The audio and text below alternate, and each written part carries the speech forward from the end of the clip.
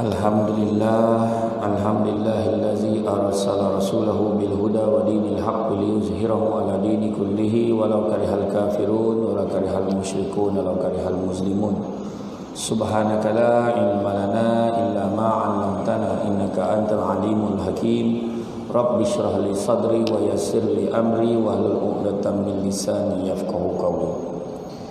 Terima kasih ucapkan tuan pengurusi acara, bahagia tuan pengurusi masjid, tuan imam, barisan jadukuasa masjid, seterusnya tuan-tuan dan puan-puan yang dirahmati Allah sekalian.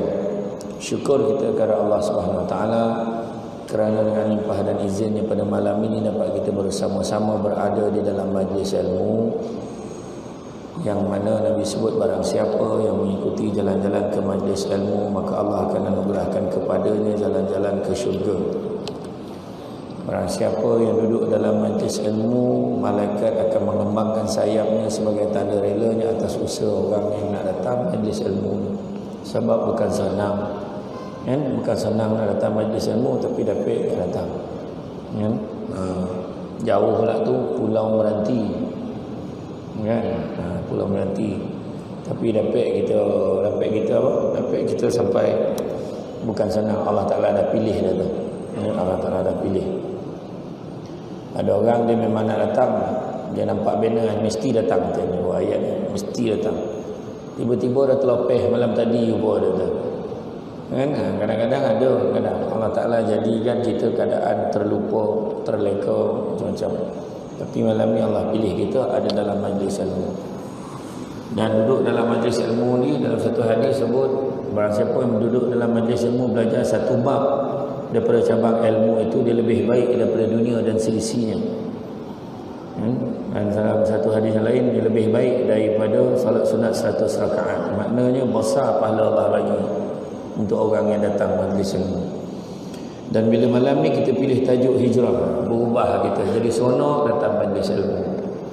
Berubah kita daripada tak semayang jadi semayang, daripada semayang lewat waktu jadi semayang awal waktu. Semayang awal waktu tapi semayang seorang-seorang jadi semayang berjemaah pula. Kan?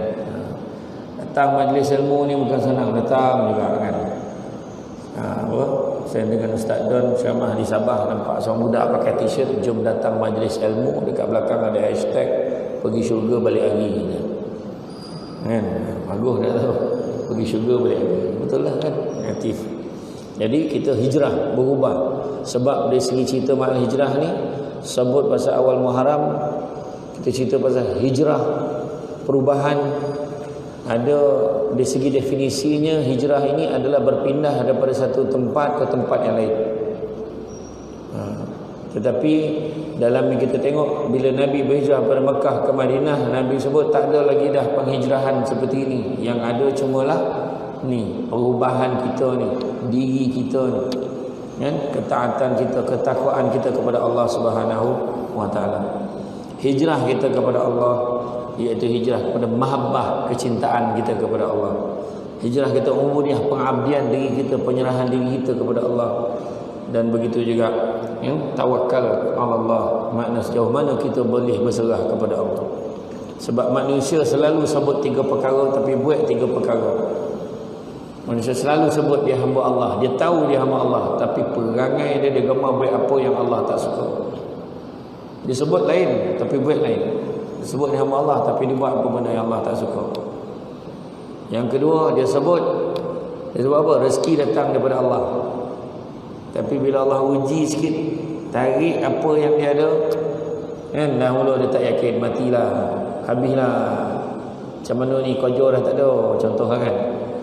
Nabi lah, kawan kita selama ni dia ada pengaruh boleh tolong kita pula, meninggallah kawan, habislah kita, habis kita, kan. Macam tu.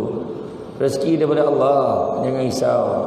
Cucuk-cucuk duit kan, tengah cucuk kena tolan melakat, kena tolan petang Jumaat lah tu kan, bank tutup ni, aduh, keluar daripada ni nak mengungut ni, menyumpah ni, bangang mesin ATM ni dia marah mesin, dia keluar, dia start motor dah tak boleh start, minyak pula habis, aduh, minyak habis pula, Baru berjalan 2-3 tapak, nampak kedai mamak tu, nampak macam manalah tahu kalau ada kawan-kawan kenal yang minta tolong pinjam duit kan. Jalan-jalan bin, jatuh pula motor tadi parking tadi, tupang tak waktu pula. Patah tupang, patah nombor plate. Aduh, apalah balo hidup dia ni. Nampak dia cakap balo. Sedangkan Allah saja uji dia tu nak tengok. Ini Allah sayang aku ni. Saja bagi ni kan. Kalau dapat contoh hebat tu. Kalau boleh buat macam tu lah kan. Kemudian yang ketiga, manusia selalu sebut yang dia akan mati, tapi perangai macam tak nak mati kan. Itu dia. Kita tengok Nabi dalam perjalanan Nabi itu sebelum tu, kita tengok peristiwa Isra dan Mi'raj, flashback balik. Macam mana Jibril menjadi turis guide bawa Nabi pergi satu tempat ke satu tempat. Dia sebut ni Bukit Tursina, dia sebut ni Baitul Laham. Dia tunjuk tu, tu nampak tu. Dia tunjuk satu tempat. Tu Yatrib tu. Apa benda? Itulah tompek yang mana kau akan pergi berhijrah. Makna dah dapat soalan bocor dah. Nabi dah tahu, cuma tak tahu bila. Jadi dia standby. Bila Allah suruh dia akan buat. Okey. Keadaan dia bila Nabi nak berhijrah, bila Allah perintahkan Nabi supaya berhijrah, keadaannya tidak semudah yang disangka. Nak keluar pada rumah dah ada musuh. Kau pusing keliling, semua dah ada orang. Semua tentera kafir Quraisy dah standby nak bunuh Nabi. Itu satu benda yang kita kena ingat. Nak bagi tahu apa? Satu keputusan kita buat untuk berhijrah bukan benda salah. Itu dah tentu. Kita nak ubah rumah kita lah, daripada dapur tu kecil nak bagi besar. Lama fikir tu. Dia bukan masalah duit dia, masalah tak berdapur. Kan? Kita nak ubah suai tu, renovate nanti dengan simen dan dengan batu, dengan habuk kan? Bukan senang. Tiba-tiba dah siap. Nak buat posh panjang bukan senang. Tarik sampai ke depan dah siap. Kena saman pula dengan majlis. Contoh lah. Kemudian nak buat ni dah siap, bergaduh lah dengan Jangan sekolah tak setuju buat ni, air meleret macam-macam, susah. Imbas balik, kita flashback juga peristiwa korban. Nabi Ibrahim nak korban. Kita ambil sikit pengajaran. Nabi Ibrahim waktu diperintahkan oleh Allah suruh sembelih anak dia, Nabi Ibrahim dah tekad nak buat.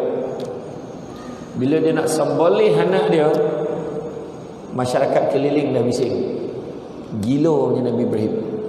Hari ni anak dia disembelih, besok jangan-jangan kita pula disembelih. Nak bagi tahu apa? Buat benda baik ni kadang orang bercakap. Perintah Allah bercakap. Cuma kita ni, Allah tak suruh kita sembelih anak kita.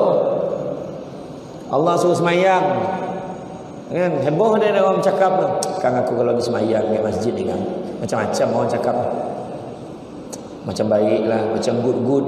Macam good. Ya budak sekarang. Dalam poyo pergi masjid tak ada kan.